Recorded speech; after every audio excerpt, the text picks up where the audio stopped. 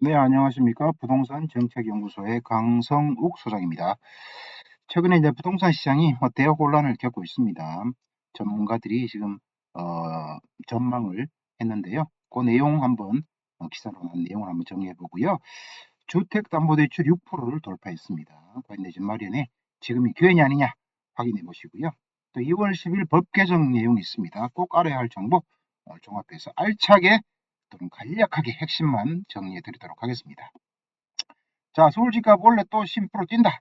주담대 6% 돌파와 다주택자 테러 보완책 총 정리해 드리도록 하겠습니다. 자, 서울 집값이 어떻게 될까요? 원래 10%더 뛴다. 자, 전문가 3인의 시선 한번 볼까요? 일단은 전문가 윤지혜님, 이상우님, 정보현님 이렇게 분석하셨는데요. 윤지혜님 같은 경우는 9에서 12%까지 오른다. 최대한 빨리 연식이 짧은 신축 아파트로 공략해라. 핵심 투자 포인트를 지적을 했고요. 이상훈님 같은 경우는 원래 예상 상승률이 7% 정도 된다. 20년 차 이상의 구축 대단지 자금 모아서 상급지를 매수해라. 핵심 투자 포인트로 말씀을 드렸고요. 정보현님 같은 경우는 3에서 5% 뛴다. 그래서 대장주 인근의 2등 아파트, 대장주 비싸니까 급매 협상으로 싸게 사기 전략을 추천해 주셨습니다. 전문가 3인의 공통점은 오른다. 최소 3%에서 최대 12%까지 오른다. 이렇게 예측을 하고 있습니다. 그러면 상승 이유가 뭐냐? 그리고 신축 아파트 공급이 부족하다. 원래 입주 물량이 31%나 감소할 예정이기 때문에 아무래도 신축 아파트 공급이 부족하니 상대적으로 수요는 많고 공급은 부족하기 때문에 오른다 이렇게 볼 수 있겠고요. 그 다음에 전월세 가격의 불안정성이 매우 수요를 자극하고 있다. 전월세 가격이 왜냐하면 지금 이제 어쨌든 돌발 한 채 위주 다주택자 양도세 부과 여기에 따른 내용이라고 볼 수 있겠죠. 그럼 지역별 특징을 보시면 강남은 신고가를 갱신하고 노도, 강 등 외곽 지역은 갭 메우기 현상이 나타날 것이라 이렇게 보고 있습니다. 뭐 전문가 내용 참고하셔서 여러분 투자 결정에 도움이 되시면 좋겠습니다. 자, 시장의 갈림길이다. 집값 12%, 최소 3%에서 10% 상승이다. 근데 반대로 보시면 금리가 6%대 진입하면서 또 대출 규제가 지양되고 있기 때문에 떨어진다. 이렇게 볼 수 있는데요. 전문가 3인의 의견은 대체적으로 5% 내외 또 3%에서 11%까지 오른다. 이런 내용인데요. 그런 건 있습니다. 서울은 뭐 자가보급률이 지금 50% 정도밖에 안 됩니다. 왜냐하면 다주택자가 일단 많이 가지고 있는 것도 있고요. 그래서 수요는 실질적으로 계속 많은데 공급은 뭐 땅이 없지 않습니까? 뭐 재개발, 재건축 아니면 신축 공급이라는 게 굉장히 어렵기 때문에 아무래도 그 공급은 한계가 있고 수요는 많다 보니 오르는 것은 늘 상정한다 볼 수 있습니다. 최근에 어쨌든 다주택자 양도세 중과 유예 조치를 철회한다고 발표를 했죠. 거기에 따라서 공급 물량들이 계속 많이 나오고 있다. 그 보시면 되겠습니다. 그런 공급 물량이 나올 때 또는 일급지나 또는 좋은 물건을 상대적으로 싸게 살 수 있는 기회들이 생길 수 있기 때문에 좀 잘 판단하셔서 이 기회를 잡으시는 것도 또 재테크의 한 방법이다. 이렇게 말씀을 드리겠습니다. 그다음 두 번째 뉴스는 주택담보대출 금리가 6%를 초과했습니다. 자, 부동산 숨고르기 시작될까? 4대 시중은행과 시중은행의 주담대 금리가 연 4.15에서 6.69%까지 치솟았습니다. 금리가 올랐다는 이야기죠. 자, 시장 반응을 보시면 고금리와 대출 규제 15대 측의 대출 규제가 맞물리면서 자금 마련 문턱이 굉장히 높아졌죠. 금리가 오르면서 시장은 일시적인 관망세에 접어들었다. 이렇게 말씀드리고요. 전문가인 김효선 의원은 보유세 강화 등 세제 정책이 상반기 가격 하락 요인이 될 수 있다. 꼭 분석했는데요. 실제로 당연히 뭐 양도세 중과 때문에 다주택자가 좀 매물을 내놓기 때문에 집값은 조금 조정을 받을 수도 있다. 이렇게 볼 수 있겠습니다. 그러나 그것이 정리되고 나면 전체적으로는 사실은 전 세계 전반적으로는 금리가 조금 낮아지는 현상이라고 볼 수 있거든요. 금리에 대한 요인도 있고 또 수요 공급의 불일치도 관련돼 있기 때문에 하반기에는 다시 오를 가능성이 있지 않겠느냐라고 여러 전문가들이 말을 하고 있습니다. 어쨌든 주담대금리가 6%를 돌파했다. 그런 내용이고요. 그 다음에 3번에 긴급 이번 주 발표됩니다. 다주택자 퇴로를 일부 열어준다는 내용인데요. 정부가 다주택자의 매물을 유도하기 위해서 토지거래허가구역 내 세입자를 낀 주택 있지 않습니까? 이 주택에 대한 규제를 일시 이제 완화한다고 합니다. 금세 대책을 발표한다고 하는데요. 일단 실거주 의무를 유예합니다. 매수자가 뭐 즉시 입주를 뭐 하지 않더라도 어쨌든 간에 세입자가 있으니까 기존 세입자의 계약 만료일까지 최종 2년이죠. 2년까지 실거주 의무를 유예해 줄 방식입니다. 어쩔 수 없이 이거는 할 수밖에 없죠. 살고 있는데 뭐 그분들 어떻게 법으로 2년 플러스 2년 4년이 보장이 되어 있는데 어떻게 내줬습니까? 실거주를 할 수 없다는 이야기 아닙니까? 그러면 2년이니까 4년을 유예해 줘야죠. 그래서 세 번째 보시면 저 비했는데 2년만 해주고 2년 안 해준다고 또 이렇게 하다고. 하여간에 바보입니까? 아니 정책을 하면 한쪽 결에서는 좀 합리적으로 다 해줘야지. 하나만 열어주고 또 하나는 안 열어준다. 뭐 그런 이야기도 있습니다. 뒤쪽에 나올 텐데 말씀드리고요. 적용 지역은 강남 상무는 물론 서울 전역에 토지거래구역에 일괄 적용한다고 합니다. 그러니까 어쨌든 세입자가 있으면 그 2년 기간 동안에는 실거주 다투구역이잖아요. 실거주 의무가 있으니까 유예해주겠다. 그런 내용이고요. 양도세 중과 유예 연장인데요. 5월 9일 전에 계약하면 5월 9일 전에 계약하면 또 3개월에서 6개월을 더 주는 보완책도 이제 포함이 되는데요. 당연히죠. 뭐 어쨌든 5월 9일날 계약을 했으면 어쨌든 뭐 이 안에서 양도세 중과를 계약을 했으니까 3개월에서 6개월 더 연장해 줘야지. 그 사람 자금 내고 세금 넘기지 않습니까?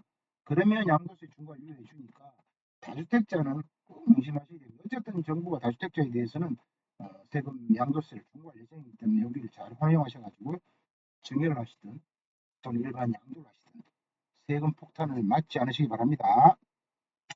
근데 재경부와 국토부 약간의 의견차가 있는데요. 다주택자에게 재정경제부 같은 경우는 퇴로를 열어 매물을 유도하고 세입자 주권도 보호해 줘야죠. 퇴로 열어줘야지 팔 거 아닙니까? 무조건 뭐 밀어붙인다고 정책이 좋은 건 아닙니다. 자, 국토교통부는 실거주 임무를 또 이렇게 해야 되는데 이걸 또 건드리면 갭 투자를 허용한다는 잘못된 시선을 줄 수 있다. 또 이런 우려도 하는 것이 사실입니다. 여기 보시죠. 토지거래구역 같으면 4개월 내에 반드시 입주를 의무해야 되겠죠?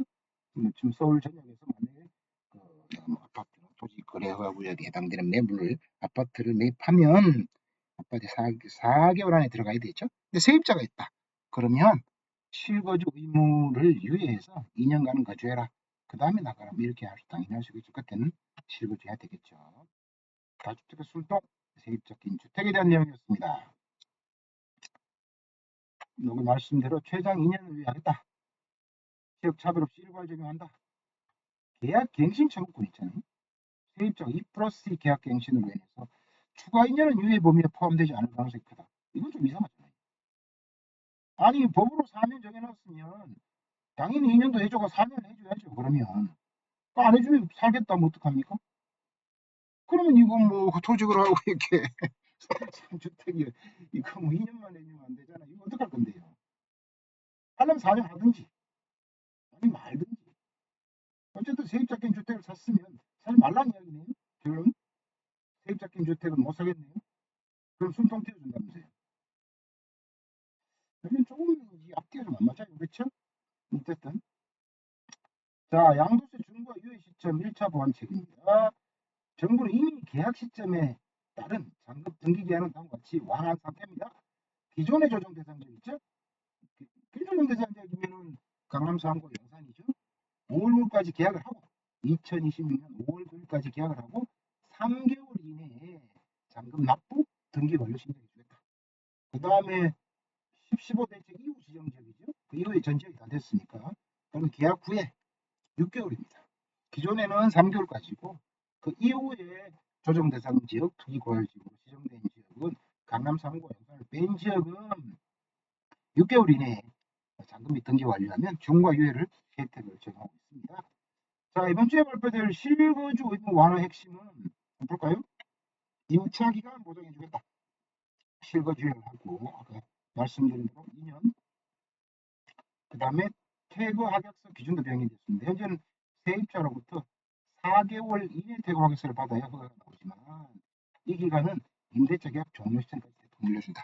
기존은 이제 4개월 안에 퇴거 하객서를 제출했을 때, 그 다음에는 이제 어쨌든 간에 뭐 토지 허가 거래구역이 허가를 내주는 거죠. 내 주택을 매입할 때 허가를 내줬다고 볼 수 있는데요. 지금 4개월 퇴고 계약서 아니더라도 임차인이 있으면 2년간은, 추가 2년은 모르겠습니다. 지금 안 해준다는 방향으로 이야기하는 것 같은데요. 2년간은 임대차 계약 종료 시점까지 실거주 의무 기간을 연장해준다. 그런 내용이 되겠습니다. 우려되는 부작용, 초단기 갭 투자로 되어 있는데요. 갭 투자가 뭘 할 수 있겠죠? 실거주 시점이 해되면 임차인이 임차가 끝나는 데까지 가질 수 있었으니까 또 실거주, 그래서 갭 투자가 다시 부활해질 수도 있다. 갱신권 사용주택 제외 검토, 2 플러스 2년이죠. 2년 살고 있는데 갱신 2년을 다 하겠다. 이런 거는 좀 제외할 방침으로 지금 이야기되고 있습니다. 자, 시장 전망을 한번, 매물은 10% 증가를 기대하고 있다. 업계에서는 이번 보완책이 확정되면 그동안 실거주 요건 때문에 묶여있던 서울 아파트 매물이 빠르게 시장에 나옵시다. 실거주 의무 때문에 못 냈죠. 근데 실거주 의무가 어쨌든 2년 늘어났으니까, 2년 뭐 그 안에 늘어났으니까, 임대차 계약 종료까지 늘어났으니까 아파트 매물이 한 10% 증가할 것으로 그리 예측이 되고 있다. 이런 기사 내용이었고요. 부동산 거래 신고법이 개정이 되었죠. 2월 10일부터 시행이 되는데요. 간략하게 정리하면 외국인 규제에 대한 내용이 있습니다. 비자 유형을 규제해야 되고요. 거주지 주소 또는 183일 이상 거소 여부를 반드시 신고하게 되어 있습니다. 그 다음에 가상화폐 자금 신고도 의무화됐습니다. 자금 조달 계획서에 가상화폐 매각 대금 기재란이 추가가 됐으니까 가상화폐를 팔고 사셨다면 그 기재를 하셔야 됩니다. 그 다음에 증빙서류가 필수됐습니다. 이전에 부동산 거래 신고할 때는 뭐 신고서만 제출하면 됐습니다. 근데 여기서는 계약금 영수증, 그 다음에 거래 계약서 사본, 이것도 제출을 해야 됩니다. 중개거래할 때 공인중개사 계약서 단독 신고 시 계약서 됐는데요. 자, 내일부터 2월 10일부터 해서는 계약서와 계약금 영수증도 제출해야 되고요. 직거래할 때는 거래 당사자가 해야 되죠. 단독 신고 시 계약금 영수증 추가, 이렇게 되어 있습니다. 2월 10일부터 새로운 부동산 거래 신고법에는 외국인 신고, 비자 유형, 주소 183일 이상 거소요건 추가됐고요. 가상자산 자금, 가상자산 매각 대금 신고를 필수로 규정을 하고 있고요. 증빙 의무화, 계약서와 영수증 또는 이체증명서를 첨부하게 되었습니다. 자, 오늘은 여기까지 오늘의 기사와 핵심 내용을 말씀을 드렸습니다. 오늘도 즐거운 하루 되시기 바랍니다. 안녕히 계십시오. 감사합니다.